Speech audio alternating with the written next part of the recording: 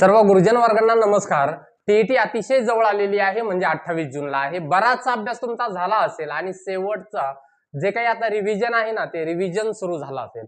तर तुम्हाला हे दिसतंय की टीईटी आपण मराठीचे काही प्रश्न इथं रिवाइज म्हणून घेणार आहे। प्रश्नांची संख्या खूप सारी लेंदी आपली अजिबात नसते, पण मात्र कामाचे असतात। तर तुम्हाला कामाला येणारे काही प्रश्न म्हणजे टीईटीला तुम्हाला नक्कीच हे उपयोगी येतील असे प्रश्न आहे। म्हणून पहिला प्रश्न जो आहे तो असा आहे, खालीलपैकी कशाला पूर्णोच्चारित वर्ण असे म्हणतात? पूर्णोच्चारित वर्ण म्हणजे ज्या वर्णाचा उच्चार पूर्ण होतो त्याला पूर्णोच्चारित वर्ण असं म्हणतात, हे आपण पाहिलेलं आहे सर। आणि इथे तुम्हाला ख, ह, ब आणि यापैकी नाही असे पर्याय दिलेले आहेत। ज्या वेळेला एखादा वर्ण या पद्धतीने दाखवलेला असतो त्यावेळेला तो पूर्ण वर्ण नसतो, त्याला आपण काय म्हणतो? तर याला म्हणतात सर मूलध्वनी असं म्हणतात। आणि या मूलध्वनीमध्ये आपल्यालाही माहिती आहे की हा मूलध्वनी आहे आणि जोपर्यंत यामध्ये अ हा स्वर मिसळला जात नाही तोपर्यंत त्याचा पूर्ण उच्चार ह असा होत नाही। म्हणून यामध्ये ख आणि ह हे मूलध्वनी आहेत। तर ब जो आहे तो पूर्ण उच्चारित काय आहे? वर्ण आहे। म्हणजे यापैकी नाही हाही तुमचा पर्याय जाणार आहे आणि हे दोन्ही सुद्धा पर्याय जाणार आहेत। पर्याय क्रमांक 3 ब हे अचूक उत्तर आहे। त्यानंतर प्रश्न क्रमांक 2 आहे सर, पुढील पैकी कोणता मूर्धन्य वर्ण नाही? मूर्धन्य वर्ण नाही म्हणजे बघा की आपले जी काही मुळाक्षर असतात यांची उच्चारस्थानही वेगवेगळी असतात। यामध्ये मूर्धन्य वर्ण नसणारा वर्ण आपल्याला शोधायला सांगितलेला आहे। तर यामध्ये मूर्धा म्हणजे काय? तर कठोर तालू आणि मृदू तालू यांच्या मधला भाग, त्यालाच आपण मूर्धन्य म्हणतो। मग या मूर्धन्यमध्ये रू, त्यानंतर ट, ठ, ड, ढ, न हे जे वर्ण आहेत, त्यानंतर श हा सुद्धा जो वर्ण आहे हे मूर्धन्य वर्ण आहे, श। बघा त्यानंतर ल जो आहे हा सर लम दंत्य वर्ण आहे। आता दंत्य म्हणजे काय? तर ज्या वेळेला वर्णाचा उच्चार करत असताना आपल्या जिभेचं टोक दाताच्या मागच्या बाजूला लागतं, वरच्या दाताच्या मागच्या बाजूला लागतं, त्याला म्हटलं जातं सर दंत्यवर्ण। बघा पुढील शब्द अकार विल्हे क्रमानुसार लावल्यास चौथा शब्द कोणता येईल? बघा यामध्ये बऱ्याच वेळेला मराठी ग्रामर असं आपल्यावरती लादलं जातं, पण तुम्ही मागील प्रश्नपत्रिका जर पाहिल्या तर शब्द संपत्ती असेल किंवा या पद्धतीचे जे काही प्रश्न आहेत हे प्रश्न तुम्हाला आढळून येत असतात। मग यामध्ये काही विशेष नाहीये सर। तर आकार विल्हे म्हणजे काय? तर आपली जी काही मुळाक्षरं असतात या मुळाक्षराच्या क्रमानुसार, म्हणजेच काय आहे, आपल्याला अननस, ओढा, अंबर, आई असे सोपे सोपे अतिशय सोपे सोपे 4 शब्द दिलेले आहेत आणि याला आपल्याला आकार विल्हे लावायचा आहे। म्हणजे आपल्यालाही माहित आहे की अ हा पहिलाच काय येत असतो, आपल्या याच्यामध्ये स्वर येत असतो, म्हणजे अननस हा पहिलाच शब्द येणार आहे। त्यानंतर काय येणार आहे? आई हा शब्द येणार आहे। हा पहिला शब्द, हा दुसरा शब्द, हा तिसरा शब्द होऊ शकतो आणि हा चौथा शब्द होऊ शकतो। म्हणजे अंबर कुठे येणार आहे? तर सगळ्यात शेवटी येणार आहे। म्हणून पर्याय क्रमांक 2 हे अचूक उत्तर आहे। एकदम साधा साधा सोपा सोपा प्रश्न घेतला होता। आता इथे थोडंसं खाली या, तर बघा पुढील शब्द आकार विल्हे क्रमानुसार लावल्यास चौथा वर्ण कोणता येईल?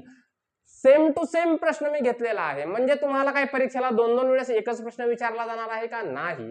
तर कधी कधी एकदम सोपाही प्रश्न विचारला जातो, कधी कधी विचार करायला लावणाराही प्रश्न विचारला जाऊ शकतो। आकार विल्हे क्रम लावणं अतिशय सोपा आहे सर, पण आता याकडे थोडंसं या प्रश्नाकडे। ऍक्टर, ऋषी, ओठ, एडका, एरन, या ए मध्ये आणि ओ मध्ये निश्चितच आपण क्रम लावू शकतो। आता इथे ऍक्टर आणि ऋषी हे वर्ण शब्द आलेले आहेत, तर यांचा नेमका क्रम ठेवायचा कुठं? आणि याच्यात थोडी जरी आपली चूक झाली तर आपलं उत्तर चुकू शकतं सर। म्हणून एवढं सगळे तुम्ही लेक्चर्स वगैरे केलेले आहेत, पेपरला आपलं जे काही माइंडसेट आहे ते पूर्णपणाने दक्ष आणि जागृत ठेवणं खूप गरजेचं आहे आणि शांत डोक्याने पेपर सोडवणं गरजेचं आहे। इथे फक्त आपल्याला कोणीतरी व्हिडिओतून मार्गदर्शन केलेलं आहे किंवा आपण खूप सारं काही वाचलेलं आहे, या अगोदर आपण खूप साऱ्या काही गोष्टी अगोदर अनुभवलेल्या आहेत सर। तर यालाही आता आपण काय करू, यात सोडवूयात। तर आपले वर्ण काय आहेत? अ, आ, इ, ई, त्यानंतर पहिला ओम, दुसरा ओम. आता यानंतर काय येणार आहे आपला स्वर? तर तो येतो सर रू. कोणता येतो? रू. हे आपल्याला पक्क लक्षातच ठेवणं गरजेचं आहे. लू. त्यानंतर काय येणार आहे? ए येणार आहे सर. आणि आपल्याला असं वाटतं याच्या नंतर डायरेक्ट दुसरा येईल, पण तसं होत नाही. यामध्ये नवीन जे काही स्वर ऍड झालेले आहेत त्याचा ऍ येतो, त्यानंतर ए येतो, त्यानंतर ओ येतो, ओच्या नंतर अ येतो आणि अच्या नंतर औ येतो. याप्रमाणे आपले मुळाक्षर लक्षात असणंच गरजेचे आहेत. आणि परीक्षेला हे आपल्याला माहिती आहे कारण आपण सगळेजण शिक्षक आहोत. तरी सुद्धा परीक्षेला माणूस पॅनिक होतो आणि या पॅनिक सिच्युएशन मध्ये साध्या साध्या गोष्टीही आठवत नाहीत. म्हणून हा प्रश्न मी इथे मुद्दामून घेतलेला होता. बघा, अ आ इ उ पर्यंत तर एकही शब्द नाहीये. पहिला शब्द आहे तो म्हणजे रू वरून हा येणार आहे सर पहिला शब्द रूवाला. लूवाला शब्द नाही दिलेला. त्यानंतर ए वाला हा दुसरा शब्द येणार आहे. त्यानंतर ऍ वाला तिसरा शब्द येणार आहे. ए वाला दुसरा ए वाला हा चौथा शब्द येणार आहे. आणि आपल्याला चौथाच विचारला होता म्हणून एरन हा शब्द काय आहे? अचूक शब्द आहे. आणि ओट जो आहे तो पाचवा शब्द येणार आहे. तो पर्यायात सुद्धा दिलेला नाहीये. तर हा क्रम जरी सोपा असलो तरी सुद्धा कधी कधी सोप्या गोष्टी पेपरला फसवतात. म्हणून आपल्याला सोप्या गोष्टीवरती सुद्धा खूप काम करणं गरजेचं आहे आणि हे सोपे प्रश्न चुकायला नको. पुढील शब्दातील द्वित्व व्यंजन असलेला शब्द निवडा. बऱ्याच जणांना आता हे द्वितीय व्यंजन माहित असेल, काही जणांना माहित नसेल, म्हणून मी मुद्दामून तो प्रश्न इथे घेतलेला आहे सर. तर बघा, आपले जे काही जोडाक्षर आहे ते जोडाक्षर तयार कधी होतात? तर ज्या वेळेला दोन व्यंजन एकमेकांच्या जवळ येतात, चिकटून येतात, त्यावेळेला जोडाक्षर तयार होतं. आणि इथे जे आहे इथे त हे व्यंजन आणि क हे व्यंजन एकमेकांच्या जवळ येऊन इथं जोडाक्षर तयार झालेला आहे. पण त हे व्यंजन वेगळं आहे आणि क हे व्यंजन वेगळं आहे. अशा वेळेला याला संयुक्त व्यंजन म्हणतात. याला म्हणतात संयुक्त व्यंजन. पण काही वेळेला एकच व्यंजन असतं आणि ते दोन वेळा वापरलं जातं. जसं की क ला क, ख ला ख, या पद्धतीने काय केलं जातं? व्यंजन वापरली जातात आणि काही जोडाक्षर बनवली जातात. तर इथे बघा, त क एकत्र आलेले आहेत, न मा एकत्र आलेले आहेत, क क एकत्र आलेले आहेत आणि ध द एकत्र आलेला आहे. तर यामध्ये द्वित्व म्हणजे काय? तर द्वित्व म्हणजे समान व्यंजन एकत्र येणं आणि जोडाक्षर तयार होणं. अक्कल यामध्ये हे द्वित्व व्यंजन आलेलं आहे. आणि तेच आपल्याला विचारलं होतं, द्वित्व व्यंजन असलेला शब्द कोणता आहे? तर पर्याय क्रमांक 3 हे द्वित्व व्यंजन असलेला शब्द आहे आणि याला आपण संयुक्त व्यंजन असं म्हणतो. हे इथे लक्षात ठेवा. पुढील पैकी कोणत्या शब्दात रू हा स्वर नाही? आणि आपण पर्यायाकडे गेलो तर आपल्याला पृथ्वी, गृह, क्लुप्ती, हृदय असे जे काही शब्द आहेत ते दिसतात. आणि असं वाटतं की खालून जे काही रू आहे ते रू लागलेला आहे. पण पेपर सोडवत असताना मनातल्या मनात का होईना अशा वेळेला उच्चार केला गेला पाहिजे. याचा उच्चार सर पृथ्वी असा होतो, म्हणजे रूचा उच्चार होतो. गृह म्हणजे रूचा उच्चार होतो. क्लुप्ती इथे रूचा उच्चारच होत नाहीये. तर इथे रू नाही हा तर लू आहे. आणि इथे हृदय यामध्ये सुद्धा रूचा उच्चार होतो. इथे रूचा उच्चार होतो गृहमध्ये. त्यानंतर इथे सुद्धा रूचा उच्चार होतो.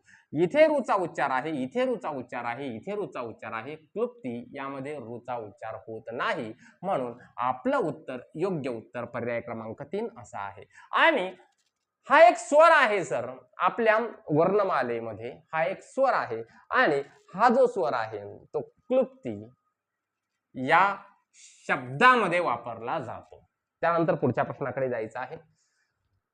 नामाच्या प्रकारावरून वेगळे पद शोधा. नामाचे काही प्रकार पडतात वेगवेगळे, तर आपल्याला वेगळं पद शोधायचं आहे. प्रश्न एकदम साधा सोपा आहे. काय आहे? साखर, गोडवा, मध, पाणी.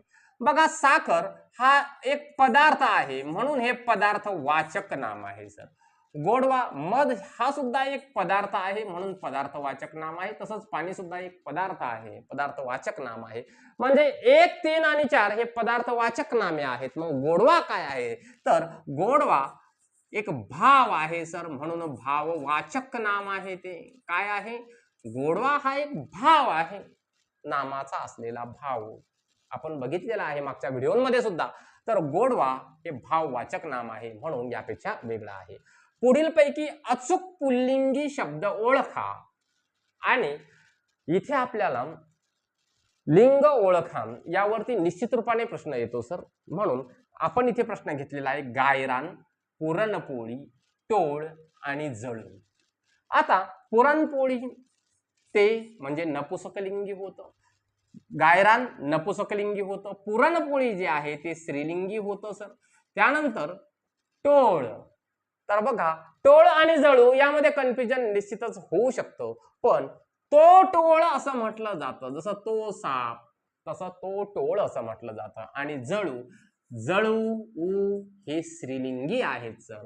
म्हणजे आपल्याला कोणता ओळखायला सांगितला? पुल्लिंगी ओळखायला सांगितलेला आहे. म्हणून टोळ हा अचूकपणाने काय आहे? पुल्लिंगी शब्द आहे. आणि तुम्हाला या प्रकारचे शब्द परीक्षेला दिसून येतात सर बऱ्यापैकी. त्यानंतर पुढे जायचं आहे. वचन प्रकारानुसार चुकीची जोडी ओळखा. वचन प्रकार म्हणजे एक वचन अनेक वचन, यानुसार एक चुकीची जोडी शोधायची आहे.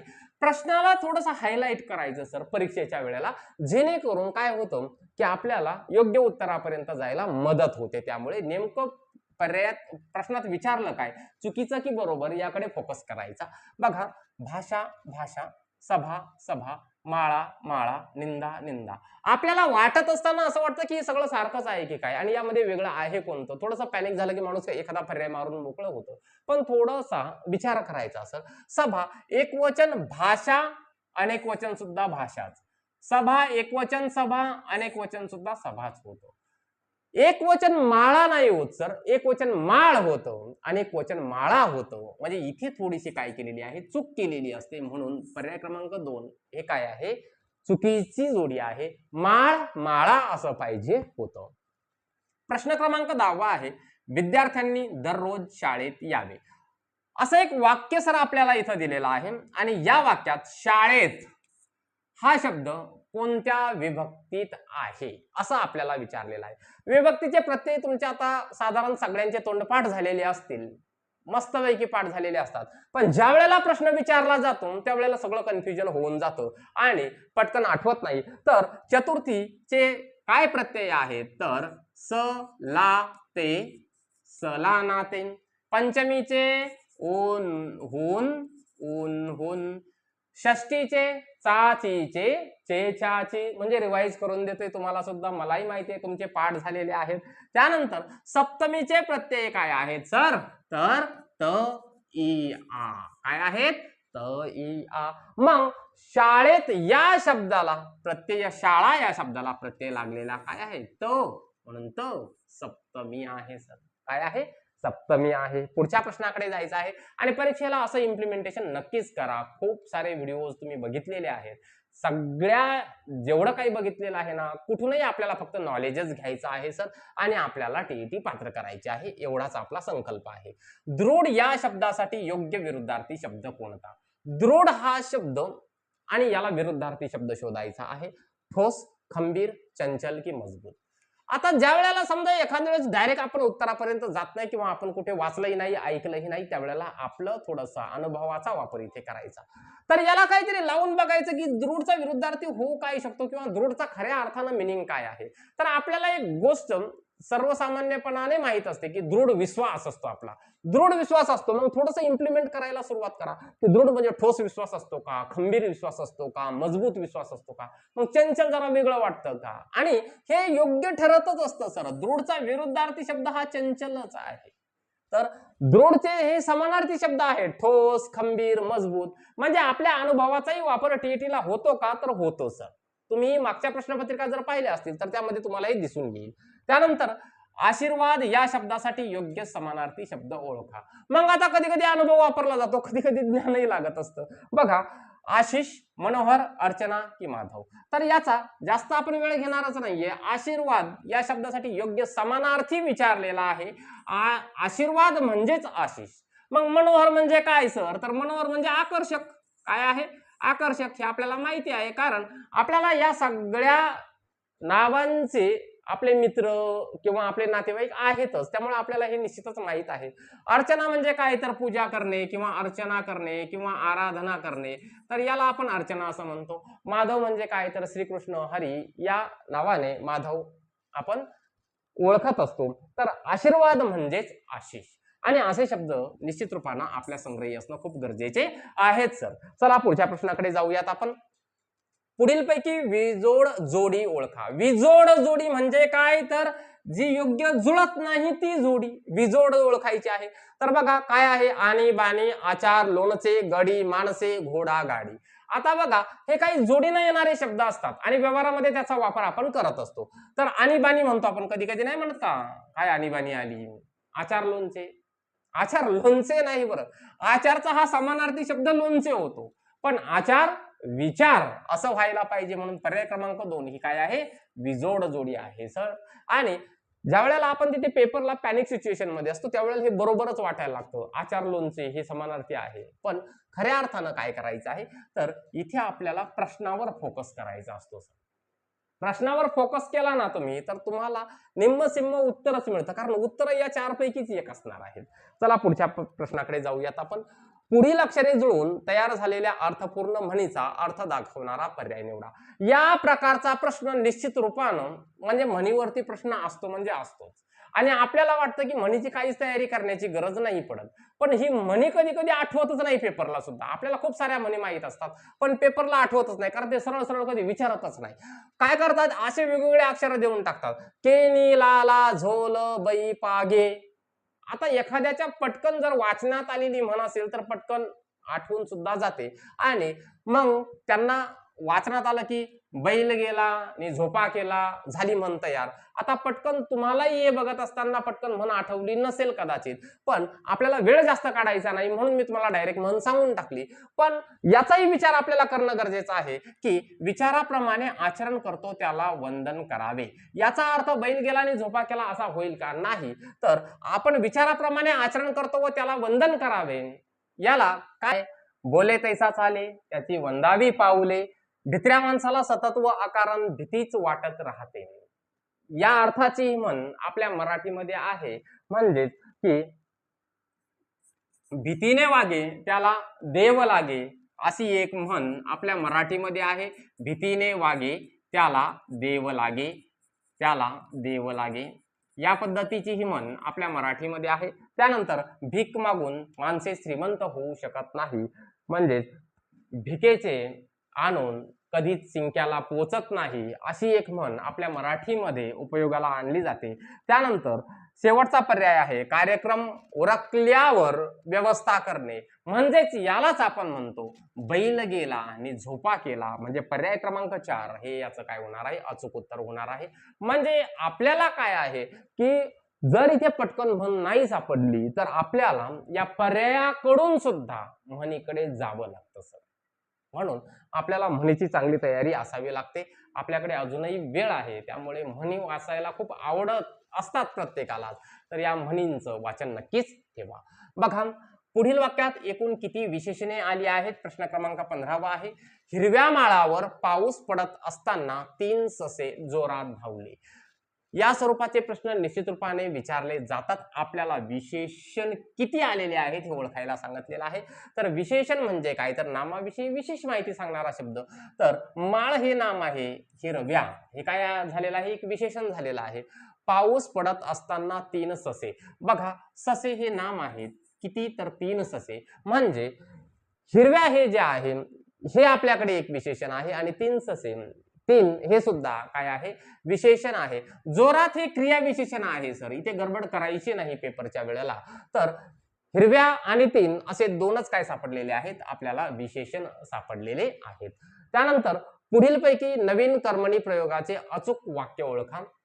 यावरती फोकस करायचा. आपल्याला नवीन कर्मणी म्हटलेला आहे आणि आपण यावरती व्हिडिओ सुद्धा प्रयोगावरती बनवलेला आहे. नवीन कर्मणीमध्ये काय लागत असतं, तर जो काही कर्ता असतो सर, तर कर्त्याला कडून हा प्रत्यय लागत असतो, म्हणजे नवीन कर्मणीचं अचूक पर्याय क्रमांक काय आहे, 4 आहे. त्यानंतर आपण इथे जर बघितलं तर रामाने रावणास मारले, इथे ने हा प्रत्यय लागलेला आहे, तर हा काय आहे, हा कर्मणी प्रयोग आहे, पण याला प्रधान कर्तृक कर्मणी असं म्हटलं जातं. हा सुद्धा कर्मणी प्रयोग आहे, पण कोणता, तर प्रधान कर्तृक कर्मणी प्रयोग आहे.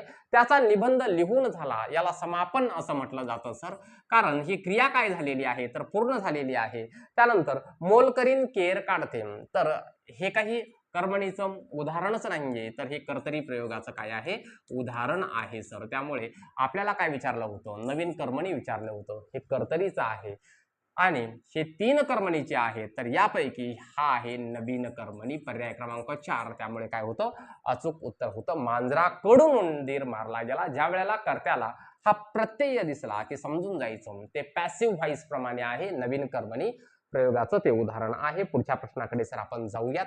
दिलेल्या वाक्यातील सावित्रीबाईचं म्हणजे या शब्दासाठी व्याकरण चालवून विसंगत पर्याय ओळखा, या पद्धतीचे प्रश्न विचारले जातात आणि हे खूप काही अवघड नसतं सर. आपल्याला वाटतं की एवढं सगळं काही दिलेलं आहे म्हणजे खूप काही अवघड असतं, नसतं अवघड. तर आपण काळजीपूर्वक फक्त या माहितीला वाचायचं आहे. सावित्रीबाईचं सारं काम आटोपलं होतं असं वाक्य आपल्याला दिलेलं आहे आणि काय म्हटलेलं आहे, दिलेल्या वाक्यातील सावित्रीबाईचं या शब्दासाठी व्याकरण चालवायचं आहे आपल्याला. म्हणजे सावित्रीबाईचं या शब्दाच्या संबंधितच आपल्याला काम करायचं आहे. मूळ शब्द सावित्रीबाई बरोबर आहे, ह्याचं एक प्रत्यय लागलेला आहे त्या नामाला सावित्रीबाई, म्हणजे पहिलं विधान काय आहे, करेक्ट आहे आपलं. त्यानंतर हे नाम आहे का, हो सर हे नाम आहे. सामान्य नाम आहे का, सावित्रीबाई हे सामान्य नाम असेल का, नाही, हे विशेष नाम आहे. म्हणजे हे सेंटेन्स काय आहे, हे जे पद आहे हे चुकीचं आहे. त्यानंतर स्त्रीलिंगी एक वचन आहे, सावित्रीबाई स्त्रीलिंगी एक वचन आहे, हो. आणि विशेष नाम कधीच अनेक वचनी नसतं सुद्धा, म्हणून पर्याय क्रमांक 4 काय आहे, बरोबर आहे. आता बघा, 1 बरोबर, 2 बरोबर आणि 4 बरोबर आहे. सामान्य नाम हे काय आहे, चुकीचं आहे आणि आपल्याला काय म्हटलं होतं, विसंगत ओळखायला सांगितलं होतं. मग विसंगत आहे कोणतं, तर पर्याय क्रमांक 3 हा पर्याय विसंगत आहे.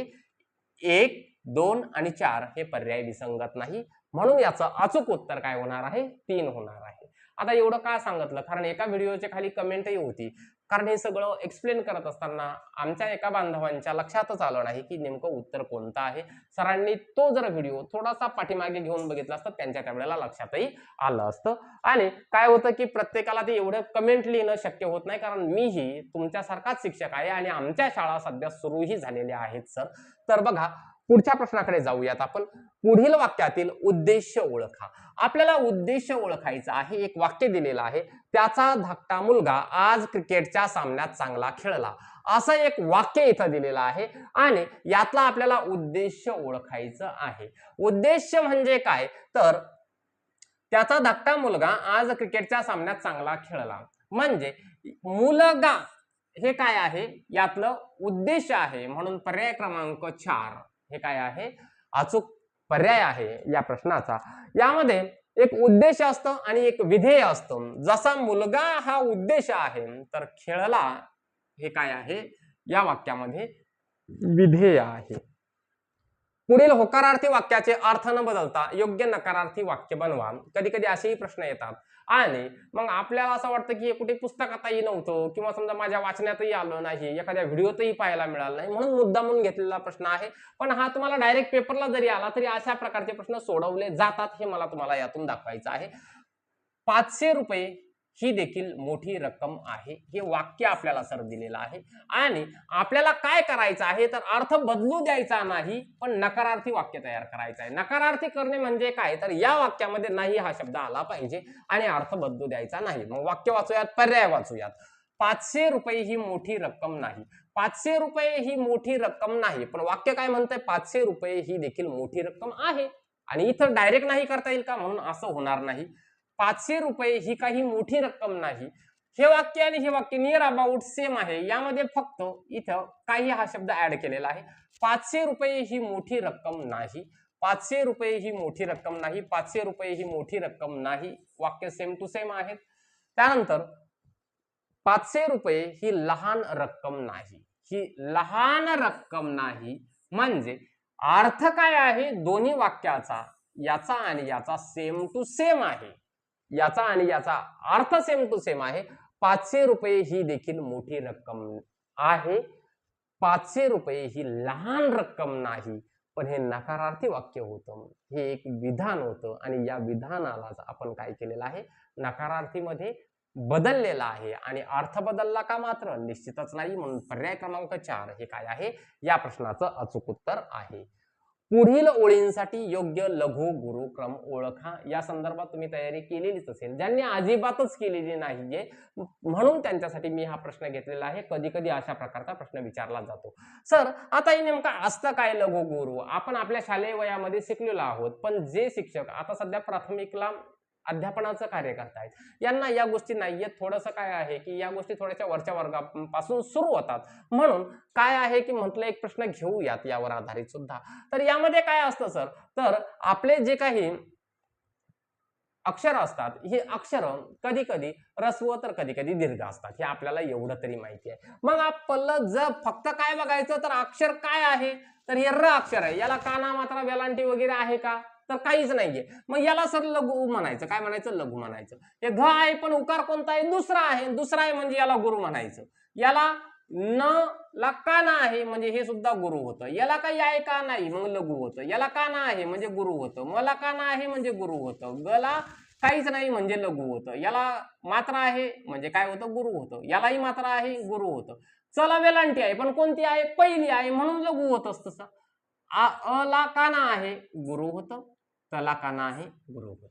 या पद्धतीने म्हणजे याला म्हणायचं लघु गुरु गुरु, लघु गुरु गुरु, लघु गुरु गुरु, लघु गुरु गुरु. हे असंच असं कुठे आहे, तर बघा बरं, लघु गुरु गुरु, लघु गुरु गुरु, लघु गुरु गुरु, लघु गुरु गुरु आणि लघु गुरु गुरु. पर्याय क्रमांक 3 हे काय आहे, अचूक उत्तर आहे. तर असेही काही प्रश्न विचारले जातात का? हो, यावर इम्प्लिमेंटेशन टाईप आणखीही पुढचा पार्ट असतो, तेही आपण पुढच्या व्हिडिओमध्ये कव्हर करूयात. एक बेसिक गोष्टी आपल्याला निश्चितच माहीत झाल्या असतील. काही प्रश्न आपल्याला निश्चितच कामाला येतील. व्हिडिओ कसा वाटला हे कमेंट करून निश्चित सांगा. अजूनही लाईक केलं नसेल तर लाईक करा, कारण ते आपण व्हिडिओमध्ये सांगतच नाही टाइमपास होऊ नये म्हणून. आणि ज्यांनी आतापर्यंत बघितलं त्यांनी लाईक निश्चितच करा. आपल्या मित्रमंडळींपर्यंत हा व्हिडिओ शेअर करायची जबाबदारी आपली आहे, कारण आपल्या सर्वांना टीईटी पात्र करायचे आहे. भेटूया पुढच्या व्हिडिओमध्ये. तोपर्यंत जय हिंद, जय महाराष्ट्र.